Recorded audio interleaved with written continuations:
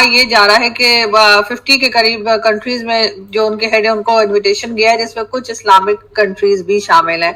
और जाहिर है कि उन्हें कुछ पॉजिटिव दिखा होगा भारत की गवर्नमेंट को, तभी उन्होंने इनविटेशन भेजा होगा।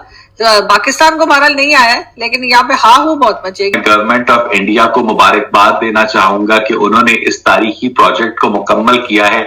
और राम मंदिर के ऊपर जो क्रिटिसिज्म है वो ज्यादा से ज्यादा इस बात के ऊपर है कि किस तरह से वहां पर जो मुसलमानों की मुकद्दस इबादतगाह थी उसका पहला हक है। तो मुझे ये समझ नहीं आती है कि एक आम मुसलमान क्या तारीख से नाबलद है, वो ये नहीं पढ़ सकता कि इस खित्ते में हजारों सालों से जो हिंदू कौम है वो वहां पर बसती है। तो लाजमी तौर पर, लामहला तौर पर इस बात का इम्कान, बल्कि इस बात को सर्टेनिटी के साथ किया जा सकता है, जिस तरह से इंडियन आर्कियोलॉजिस्ट ने अनकेट भी किया है कि वहां पर भारत का हक ज्यादा है, बल्कि हिंदुओं का हक ज्यादा है कि वो वहां पर राम मंदिर तामीर करें। और इस मामले में जो मुसलमान उलमा की जानिब से हाव हू मचाई जा रही है वो बिल्कुल गलत मचाई जा रही है। और मैं आज आपको ना एक सादा सा रूल बताता हूं।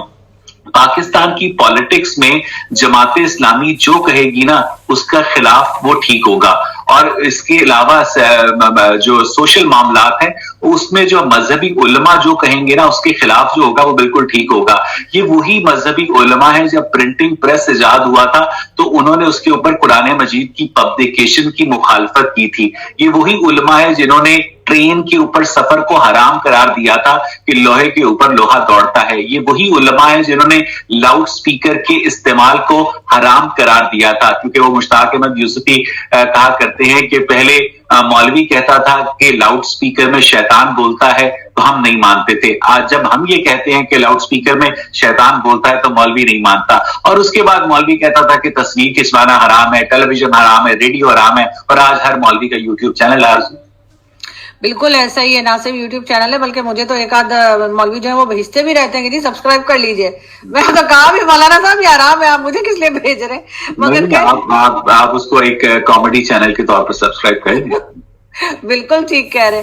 मगर बात हम करें अगर इमरान खान की, इमरान खान से कभी बैट ले लिया जाता है, कभी दे दिया जाता है, फिर ले लिया जाता है, फिर दे दिया जाता है, फिर ले लिया गया है। और आखिर इतना क्या खौफ है भाई? क्या आपको क्या लग रहा है इलेक्शन? मुझे थोड़ी सी आप फाहिश गुफ्तगू करने की इजाजत दें, और थोड़ी सी पेरेंटल गाइडेंस वाली, कि ये जो इमरान खान से बल्ला ले लिया जाता है, इमरान खान से बल्ला दे दिया जाता है, ये असल में निशान नहीं है, ये एक्चुअल बल्ला है जो इमरान खान से ले लिया जाता है फिर उसको दे दिया जाता है, ले लिया जाता है फिर उसको दे दिया जाता है। तो मसला ये है कि इस वक्त जो पाकिस्तान की इस्टेब्लिशमेंट है उसने ये फैसला कर लिया है कि उसने इमरान खान को बिल्कुल तही दामन करना है। आप देखिए कि इस वक्त 2018 में नबिया नवाज शरीफ के साथ जो कुछ इस्टेब्लिशमेंट कर रही थी, तो 2023 में वही सब कुछ इमरान खान के साथ किया जा रहा था। हम इससे पहले भी ये बात कर चुके हैं कि 1970 में जब पाकिस्तान के अवाम शेख मुजीबुर रहमान के साथ थे तो पाकिस्तान की इस्टेब्लिशमेंट जुल्फिकार अली भुट्टो के साथ थी। जब पाकिस्तान के अवाम जो थे बेनजीर भुट्टो के साथ थे तो पाकिस्तान की इस्टेब्लिशमेंट नवाज शरीफ के साथ खड़ी थी। जब पाकिस्तान के अवाम नवाज शरीफ के साथ थे तो पाकिस्तान की इस्टेब्लिशमेंट इमरान खान के साथ खड़ी थी। और जब अब पाकिस्तान के अवाम की ओवरवेलमिंग मेजॉरिटी इमरान खान के साथ है तो पाकिस्तान की इस्टेब्लिशमेंट नवाज शरीफ के साथ खड़ी है। तो मसला यह है कि पाकिस्तान की इस्टेब्लिशमेंट जो है वो ये समझती है कि जहां अवामी मफाद होगा, जहां अवाम की अक्सरियत होगी, उसके खिलाफ ही उनका जो एक एलीट कैंप है वो काम करेगा। इससे आप अंदाजा लगा सकती हैं कि पाकिस्तान की इस्टेब्लिशमेंट किस तरह से पाकिस्तान के अवाम की मर्जी और मंशा के खिलाफ उनके ऊपर हुकूमत करती है। आरज़ू तो एक डेलीगेशन गया भारत से, उनकी जो पार्लियामेंट की मेंबर हैं वो पहुंची मक्के में और उन्हें बड़ा अच्छा रिसीव किया गया। आप जानते ही हैं कि मोहम्मद बिन सलमान जो है बहुत चेंजेस ला रहे हैं सऊदी अरब में, लेकिन उस पर ज़ैद अहमद साहब को बहुत बुरा लगा। उन्होंने कहा जी ऐसे कैसे हिंदू और सिख जो है वो अंदर जा सकते हैं? क्या कहेंगे आप? वो एक मरासी था ना, तो वो डेथ बेड के ऊपर था, तो उसके 2-4 जो बेटे थे वो भी मरासी थे, तो वो भी उसके पास बैठे हुए थे। तो अभी मरने में थोड़ा वक्त था तो एक मरासी कहने लगा कि सुन शीदिया, जब तक अब्बा मारता नहीं पोली पोली ढोलकी ना बजा ली।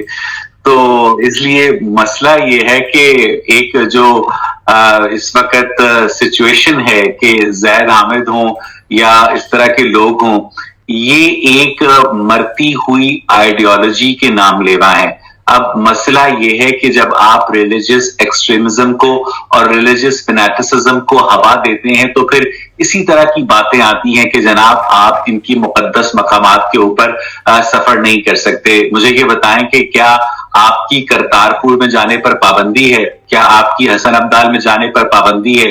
क्या आप वेटिकन नहीं जा सकती? क्या आप दुनिया के जो मुख्तलिफ मज़ाहिब के मुकद्दस मराकिज हैं वहां पर हर रंग व नस्ल के हर मजहब के लोगों को आने की मुकम्मल आजादी है। तो ये जो आलम इस्लाम के अंदर उलमा का रवैया है कि जनाब हमारे मुकद्दस शहरों में गैर मुस्लिम नहीं जा सकते और अगर स्मृति ईरानी वहां पर गई हैं डेलीगेशन के हमरा तो ये गलत बात है। तो मुझे लगता है कि ये इन उलमा की तंग नजरी है और शहजादा मोहम्मद बिन सलमान जो है, मैं आज आपको दावे के साथ कह सकता हूं कि ये मुस्तकबिल के खातिमुल हरमैनुल शरीफैन भी हैं, जमाल खशोगी के कातिल भी हैं और उसके अलावा ये एक एथीस्ट भी हैं। ठीक है, तो इस वक्त ये इनके रिलीजन के अंदर जिस तरह से अहादीस की कता बुरीद कर रहे हैं, उनको छांटी कर रहे हैं, तो उससे लगता ये है कि इससे आलम इस्लाम की जो रिवायती सोच है उसको एक बहुत बड़ा मसला है और जैद हामिद जो है उसी एक रिवायती सोच की अक्कासी करते हैं। आरजू, मगर ये जरूर है कि बहुत से लोग ये भी चाहते हैं, जो मुस्लिम्स की बात कर रही हूँ, ये भी चाहते हैं कि कुछ रिफॉर्म्स होनी चाहिए इस्लाम में। ऐसा नहीं है कि हर चीज को हम आंखें बंद करके और बस फॉलो करते चले जाएं। जैसे हदीस की बात आपने की, तो मोहम्मद बिन सलमान की इस बात से मैं तो किसी हद तक एग्री करती हूँ कि बहुत सी हदीसें ऐसी हैं जो जिस पर यकीन नहीं किया जा सकता।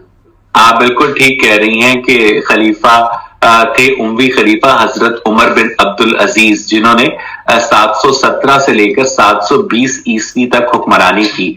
तो एक दफा उनके दरबार में एक शख्स को पेश किया गया और उस पर इल्जाम ये था कि वो झूठी अहादीस खड़ता है। तो हजरत उमर बिन अब्दुल अजीज को बहुत गुस्सा आया और उन्होंने कहा कि तूने वो हदीस नहीं सुनी कि जिसने झूठी हदीस बनाई वो कयामत के दिन उसके ऊपर सख्त अजाब जारी किया जाएगा। तो वो बंदा मुस्कुराकर कहने लगा कि हुजूर ये हदीस भी मैंने बनाई है।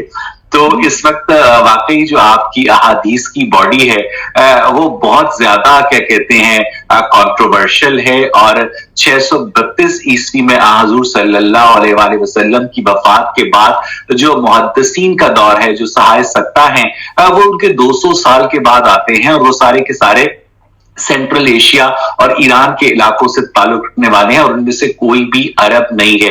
और जैसा कि जावेद अहमद गामदी साहब जो कि रिनाउंड मुस्लिम स्कॉलर भी हैं, उनका भी ये कहना है कि जो इस्लाम की फाउंडेशन है, इस्लाम का जो एसेंस है वो कुरान और सुन्नत है, उसमें हदीस शामिल नहीं है। आरजू, दोस्तों, अयोध्या में 22 जनवरी को होने वाले राम मंदिर प्राण प्रतिष्ठा कार्यक्रम को देखते हुए उत्तर प्रदेश में छुट्टी की घोषणा की गई है। राम मंदिर को लेकर भारत के साथ साथ विदेशों में भी उत्साह है। मॉरिशस की सरकार ने 22 जनवरी को हिंदू अधिकारियों के लिए 2 घंटे का विशेष अवकाश देने की घोषणा की है ताकि वो इसमें भाग ले सके। वहीं पर प्रधानमंत्री नरेंद्र मोदी 22 जनवरी को भव्य मंदिर के गर्भगृह के अंदर श्री रामलला की मूर्ति की औपचारिक स्थापना करने जा रहे हैं। अयोध्या में भव्य मंदिर के उद्घाटन के लिए सभी क्षेत्रों के कई नेताओं और गणमान्य व्यक्तियों को आमंत्रित किया गया है।